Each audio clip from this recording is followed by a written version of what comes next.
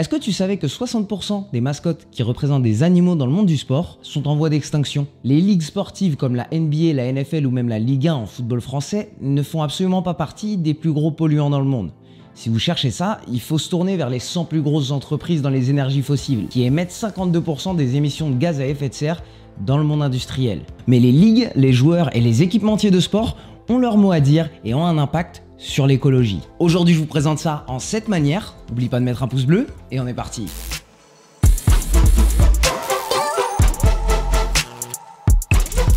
Avant de démarrer, je tiens à remercier Back Market de me soutenir pour cette vidéo. Back Market, c'est le supermarché numéro 1 du high-tech reconditionné en France. Pour tous vos besoins smartphones, ordinateurs, consoles, appareils photo et bien d'autres, leurs produits passent entre les mains d'experts du reconditionnement pour que vous ayez chez vous des produits high-tech qui ont tout du neuf, sauf le prix. Ils me soutiennent depuis un mois, ils m'ont envoyé un iPhone de chez eux et même si c'est du reconditionné, c'est absolument parfait niveau qualité d'expérience. Et donc pour ça, je tiens à les remercier. N'hésitez pas à cliquer le premier dans la description pour avoir accès à Back Market. Si vous êtes étudiant, vous avez 5% de réduction sur absolument tout le site. Et repassez voir régulièrement leur site parce qu'ils ont une section qui s'appelle Deal de la semaine que j'aime beaucoup, où ils mettent en avant de nouveaux produits, des nouvelles offres à de très bons prix. Voilà, c'était tout pour Back Market et on peut passer à la vidéo. Vous savez que j'aime particulièrement la NBA et la NFL, deux ligues que je regarde très souvent. On va parler d'eux dans cette vidéo, mais il y a beaucoup d'inspiration que j'ai d'autres ligues. Par contre, je veux quand même qu'on commence par mon événement sportif préféré de toute l'année, le Super Bowl. De la part de la NFL en 2018, j'ai vu une belle chose lors du Super Bowl qui a été lancé qui s'appelle le Rush to Recycle. C'est un petit peu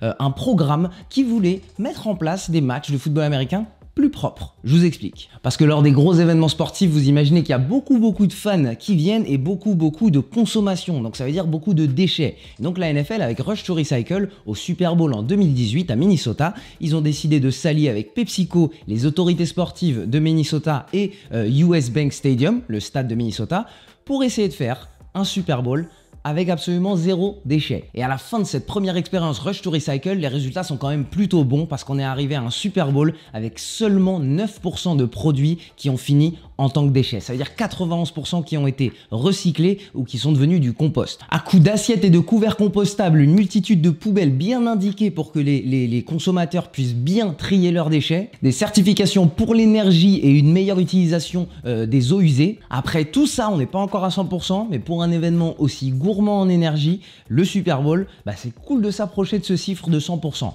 C'est dur à dire, ce chiffre de 100%. Essayez de le dire. Le deuxième événement adoré par le monde du sport, c'est les Jeux Olympiques. Et les Jeux Olympiques, on a pu voir pendant plusieurs années, plusieurs itérations, que c'est souvent un drame écologique et un drame économique et social. On a des infrastructures qui sont créées très rapidement et qui ne sont plus jamais utilisées. Je fais un petit big up à Athènes où je crois que ça a été un des plus gros fiascos après les Jeux Olympiques. Ça a coûté beaucoup d'argent et ça n'a absolument rien apporté à partir du moment où les Jeux Olympiques ont été finis. Du coup, on voit le futur. On a les Jeux Olympiques de Tokyo qui étaient censés se passer en 2020, mais à cause de la pandémie du Covid-19, ça a été repoussé.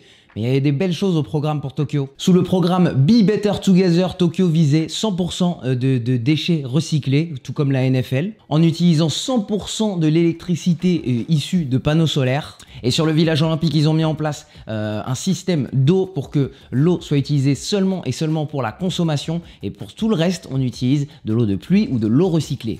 Je ne sais pas exactement ce que c'est que de l'eau recyclée. J'ai fait beaucoup de recherches pour cette vidéo, mais je ne sais pas encore ce que c'est que de l'eau recyclée. On continue en NBA, une des ligues que je préfère et qui a beaucoup d'initiatives pour aider l'environnement. Je ne vais peut-être pas tous les citer, donc n'hésitez pas dans les commentaires à en rajouter. On va surtout parler du Barclays Center à Brooklyn. C'est la nouvelle arène des Brooklyn Nets qui est très belle, une très belle initiative niveau écologie. Avec plus de 90% du bois qui est acheté à des producteurs qui ont une politique de bois soutenable. Ça veut dire que les arbres sont replantés pour remplacer ceux qui sont utilisés. Avec une optimisation des eaux usées et avec plusieurs certifications écologiques, les Nets essayent de commencer à être avant-gardistes dans ce domaine. Mais le reste de la NBA n'a pas à rougir. Le All-Star Weekend, par exemple, utilise à 100% des énergies renouvelables. Et c'est très bien d'utiliser cette plateforme du All-Star Game qui est suivie par des millions de téléspectateurs pour donner des idées à d'autres organismes d'événements sportifs. Pour continuer la parallèle avec Back Market, vous verrez que le All-Star Game utilise beaucoup de promotions pour des programmes comme des programmes de recyclage pour les smartphones des jeunes basketteurs. On a vu Dikembe Mutombo et PJ Brown faire la promotion de ça pendant All-Star Game. Dans plusieurs arénas en NBA, vous voyez des pictogrammes qui éduquent un petit peu les fans à l'utilisation de produits électroménagers qui sauvent la consommation d'eau. Ce qui est cool parce que ça quantifie exactement ce que l'américain moyen peut sauver en installant ce genre de matériel et ce qui donne envie aux fans de pourquoi pas passer à ce genre de matériel qui sont un petit peu plus soutenables. On compte aujourd'hui 8 arénas NBA qui ont des panneaux solaires au moins pour faire tenir une partie de leurs utilisations en énergie et un tiers de la NBA peut affirmer qu'ils ont baissé leur consommation en énergie de 50% depuis 10 ans. Je passe au numéro 4, j'ai besoin de parler du sujet le plus important dans l'impact écologique des événements sportifs, c'est le déplacement. Parce que le déplacement, c'est à peu près la majorité de l'empreinte carbone du monde sportif. Je vous explique. Selon Clean Energy Wire, plus de 85% des gaz à effet de serre émis lors d'événements sportifs viennent simplement des déplacements. Alors les équipes, on est absolument obligé de les déplacer. Le staff d'une équipe, on est absolument obligé de les déplacer. Mais c'est les fans surtout, parce que les fans viennent d'à peu près le monde entier selon les événements sportifs.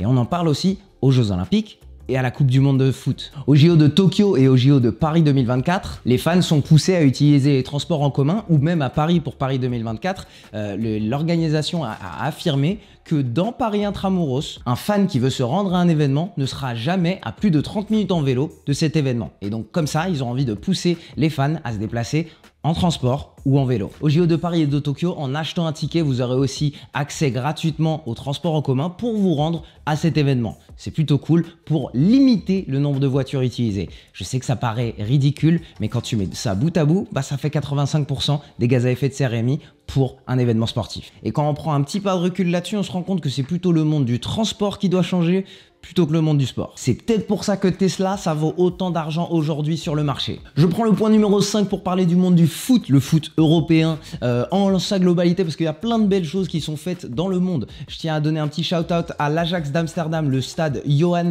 Cruijff, j'espère que je l'ai bien prononcé. Dans ce stade, ils ont remplacé les 53 000 sièges par des sièges 100% recyclés, et parmi ces sièges 100% recyclés, 10% de ce plastique vient du plastique trouvé dans les océans. Vous savez bien, le plastique qui est dans l'océan, c'est un fléau. On en a même créé un nouveau continent. À Pontedera, en Italie, le stade a des sièges en plastique recyclable seulement venant de plastique utilisé dans la ville, ce qui pousse l'économie circulaire de la ville. En Major League Soccer aux États-Unis, pendant le Earth Day, tous les joueurs portent des maillots venant de plastique recyclé, venant de l'océan aussi. Et un gros big up au club des Forest Green Rovers qui ont eu un award des Nations Unies pour avoir été le club de football le plus vert du monde. Alors je vous cite, panneaux solaires, parking avec recharge pour voitures électriques, recyclage des eaux usées, terrain bio sans pesticides, menu entièrement vegan pour les joueurs et pour les fans, et le bois utilisé dans le stade est uniquement du bois venant de la région.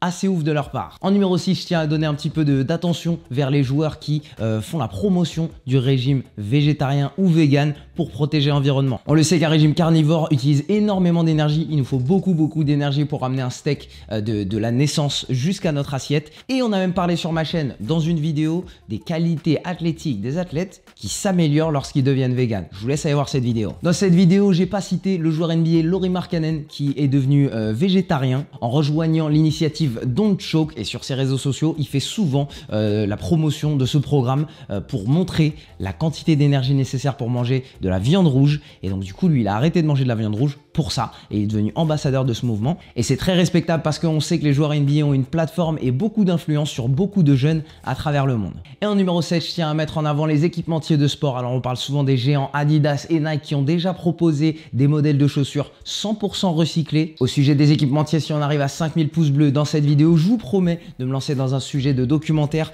pour aller interviewer du monde dans ces grandes entreprises et les défis qu'ils ont à relever avec des équipements beaucoup plus sains et beaucoup plus soutenables dans le futur. Je pense à mes yeux que c'est une industrie qui va très rapidement shifter, se déplacer vers une économie beaucoup plus soutenable. On a déjà vu des chaussures, des fringues de sport, des ballons, absolument tout ce qu'il faut fonctionner venant de plastique recyclé. Je pense maintenant que les défis vont être la performance. Est-ce qu'une chaussure va être aussi performantes. Je pense que les ingénieurs s'en sortiront sur les 5-10 prochaines années pour proposer des chaussures tout aussi performantes. Mais j'ai pas voulu me plonger profondément dans ce sujet pour cette vidéo parce que je pense que ça peut valoir un documentaire entier. Et voilà l'équipe, c'est déjà la fin de cette vidéo. Pensez à mettre un pouce bleu pour qu'on arrive aux 5000 et peut-être qu'on parte sur un documentaire. Je tiens à remercier Back Market encore une fois d'avoir sponsorisé cette vidéo parce qu'ils m'ont un petit peu poussé à aborder ce sujet de l'écologie dans le monde du sport. À vrai dire, si j'avais fait ça de moi-même, peut-être que je me serais pas tourné sur un de ces sujets et j'ai trouvé ça passionnant dès que j'ai pu commencer à faire un petit peu de recherche. Il y a beaucoup d'enjeux